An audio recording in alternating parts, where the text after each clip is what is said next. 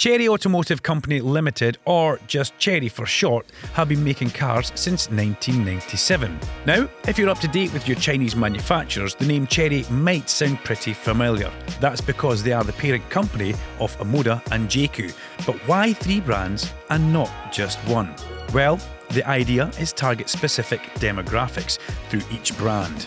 OMODA are for youth and tech focused. JAECOO are for those who want something a bit rugged with some off-road flavourings. And now Chery, the family-friendly alternative.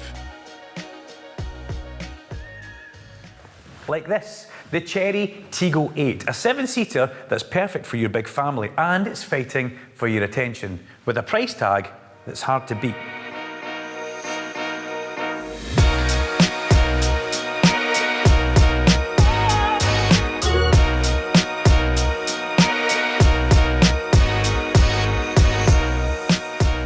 Let's talk about tax. It's definitely not my favourite topic, but it's worth mentioning. The competitors for the Tiggo 8, you're looking at the Skoda Kodiaq, the Peugeot 5008 and the Kia Sorento. Now, if you want a Skoda Kodiaq, it will come in at under £40,000. However, for a hybrid version like we've got here, it will push you over that £40,000. Now stick with me here, because that 40k mark matters. The Peugeot 5008, well, depending on where you go with the trim levels, that can also go above £40,000. And the Kia Sorento, that starts at 41 and can go all the way up to 50, depending on what model you get. 40,000 this, 40,000 that. Why is this so important? Well, have you heard of the VED supplement? VED, or road tax, as it's more commonly known. We've all had to deal with that through our driving careers. Now, electric vehicles, they used to be exempt from paying road tax, but that all changed in April 2025. They're now taxed like every other vehicle is on the road. So what's the big deal? Electric cars are now subject to the VED supplement, or luxury car supplement. If your car breached £40,000 when you bought it brand new, you will have to pay the VED supplement and the VED payments because it's considered a luxury car. And we can sit here all day and debate what is and what isn't a luxury car, but the government look at it, if it's above £40,000, it's a luxury car. And what does that mean? Well, for years 2 to 6 of you owning your £40,000 EV, there's an extra £420 a year of extra payments that needs to be paid on top of your VED payments. So that £40,000 car has a hidden £2,100 of extra payments that needs to be taken into consideration. So anyway, back to Tiggo 8 with its incredible price tag of £33,500 for the Aspire version, or up to £36,500 for the Summit version. Means it saves you money. And it also comes loaded with all the comfort and tech you'd expect from a luxury SUV. And I think that makes the Tiggo 8 pretty exciting. All this tax chat must have you intrigued now. Well, if so, make sure you pop over to arnoldclark.com and see what Chery have to offer. Because at Arnold Clark, we make it easy. So what does the Tiggo 8 offer you apart from saving you a few bob on your tax? Well, as we look at the car, it's all black. I like that. I think that's classy. I think it's stylish. I love the narrow LED lights that we've got here. They don't take up too much space. The big, enormous grille, which, remember the JAECOO 7? That's another car we've seen that style of grille on, with the gems that are encrusted into it. Looks good. Chrome all the way around it as well. And along the bottom there, we've got a bit of brushed aluminium, which just gives it a bit of a lift from the front. As we come down the side, we have got 19-inch alloy wheels, which go well with the size of the car. There's puddle lights which come out from the mirrors. Round the windows, we've got chrome stripes, and again, along the top, more brushed aluminium, which just makes it look classy. On this side, we've got your charging flap. On the other side, you've got your petrol filling flap. Onto the back, it's a lot more exuberant than the front straight away. We have a sporty spoiler at the top with a braking light. We then have the main focal point for me, which isn't the rear wiper, no, it's the light bar all the way across there with some really nice braking lights that they brought into that. Great design on the back end. Plug-in hybrid, wear your badge with pride. Show everybody that you are driving a hybrid. And down the bottom, we've got an exhaust on either side, which I like, but also this grey bit. It just breaks up the expanse of black that we have on the back. Inside the boot, the Tiggo 8 has an electronic tailgate. We've got 117 litres of boot space here, but if we put these seats down, we get 494, which is more than enough room for an EV. Inside is nice and comfortable. I've got a heated massage seat and a heated steering wheel which fits my hands perfectly. I don't touch any of the buttons.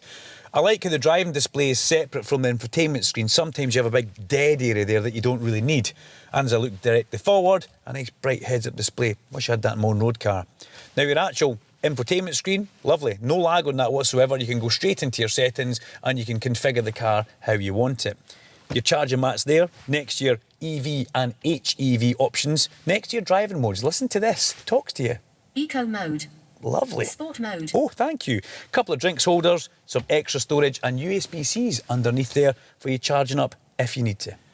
The comfort continues in towards the back. Great legroom, great headroom as you would expect from a luxury SUV. And this Summit version that we have comes with a Sony sound system which sounds fabulous once you get it fully turned up in the back. You've also got heated seats here. There's a couple of USB options. You've got quite a heavy tint to the windows and this looks like Alcantara, but it's not. They've done a great job of giving it an almost camouflaged interior. There's also an armrest in here with a couple of drinks holders. And in the very back, that's where the kids want to go. There is another row, remember. Now this is a 7-seater, but the back row, well, probably best for the kids.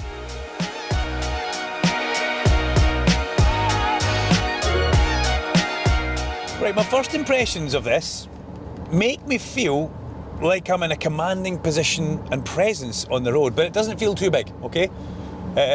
You've got that extra added height of a luxury SUV. It's nice, I do like it. No road noise. Very, very minimal engine noise as well. And the way it transitions from internal combustion engine across to EV is seamless. And that's something you always look for whenever you're in a hybrid or a plug-in hybrid. The way the power transitions, and it's nice, it's good. It feels luxury. It very much feels premium. So for motorway driving, we obviously want to hit a bit of country B roads and roundabouts to see what it's like. Now, first of all, you would expect a larger SUV to maybe have a bit of body roll, and it does. So obviously it's going to have a lot of body roll because there's a lot of weight up top, but it's not overpowering. It's not making you miss your apex at the roundabout that you go through. When I flick it into sport mode, this is something I did notice. It's pretty quick. For a luxury SUV, you don't expect them to be pinned you to the back of the seat, but this thing does want to go. That was a little wheel spin there. I've already mentioned that I feel like I'm in a commanding presence. The visibility is good. It's not the biggest of windscreen apertures to look out of, and the A-pillar is quite chunky and substantial, which is good for safety. What I do like about it is the natural light that floods the cabin because we've got a big panoramic sunroof. But the door mirrors are nice and big. The blind spot detection helps an awful lot as well on both sides. And remember, that extra height just makes you see more on the road than you would do if you're in a car low to the ground. I mentioned earlier on about having heated, comfy massage seats. Now, I've tried for the life of me to find a massage function for this driver's seat, and I cannot find it. However, my passenger, Tommy, he's enjoying a nice mid-afternoon relaxing massage as we head along this road test, so that's all fine for him. But the seats are super comfortable, and I've also got it perfectly positioned for me. Nice and low, far forward, steering wheel up, all good. If only I had that massage function. Now, I don't want to make this the most boring review I have ever done, because remember, I went quite in-depth with tax and figures and money, and thank goodness you've stayed with me.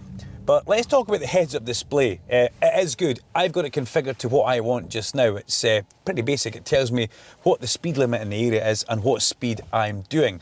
You can change that though. You can put your navigation up there and your driver assistance. And if you want something just a little bit cheeky, maybe you're driving this in the middle of winter down a snowy lane. There's snow mode. You may think, what's that for? Well, it changes your speed numbers to blue so you can see them in the white, fluffy winter snow. Well done, Chery. We've done motorway driving. We now find ourselves on B roads. The world famous Scottish B roads. A driver's paradise. Roads that are built for cars to excel them. And I've got to say, the Tiggo 8 handles them really well. Yes, it's a big 7-seater family SUV. Yes, it's large, but it doesn't feel large on the road. I said that on the motorway, commanding presence, but it almost shrinks itself as you drive it. It's a nice light touch to the steering. You get a good direct feel from the road back through the tyres up towards the wheel where you hold and choose your direction. It's lovely. It's something that you would probably be perfect to load up with the kids and the dog, get some camping equipment and head off. It's just screaming road trip. Right, we're in town. I'm going to go into eco mode for driving around here, just so it softens everything off. And it's eco mode here. It doesn't look out of place, it doesn't feel out of place in town, but it's turning heads. That is something I am noticing. There's a lot of people walking about, having a bit of a double take at the Tiggo 8. Maybe they've never seen one. Maybe like me, they think luxury as it flashes past, but it doesn't feel out of place. Type of thing you would quite happily drive around to the shops, pick the kids up, or just your daily commute, if that's what you need it for. Here's a question for you, the viewer, and I want some comments in the box on this one. This is the Tiggo 8. It is a 7-seater. There is a Tiggo 7, which is a 5-seater. Do you think they missed something there? Right, lucky number 7. It's a 7-seater. It's got a 7-year warranty and it's got a 7-speed dual clutch automatic transmission. Like that, yeah. It's also got 147 PS, which comes back at around about 145 brake horsepower. You've also got the hybrid power on top of that, which gives it that extra punch and kick as you come out of a corner. Remember, it's not a sports car, it's a 7-seater luxury SUV. Now, if you're like me and you like to drive, and you think it's an art form, but you need to have your favourite music to accompany that journey so you can properly get in the zone, don't worry, Chery, I've got you covered in the Tiggo 8. We've got headrest speakers, so if you don't want everybody else involved in your moment, it can be just for you. And I can't play the music because I don't want you guys getting blasted for copyright, but let's just say, as I take in the miles, I'm definitely reeling in the ears.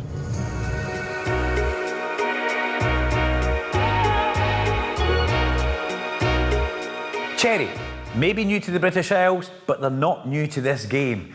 And while their more expensive European cousins are hitting you with additional costs in the form of the new tax rules, they're just as feature heavy.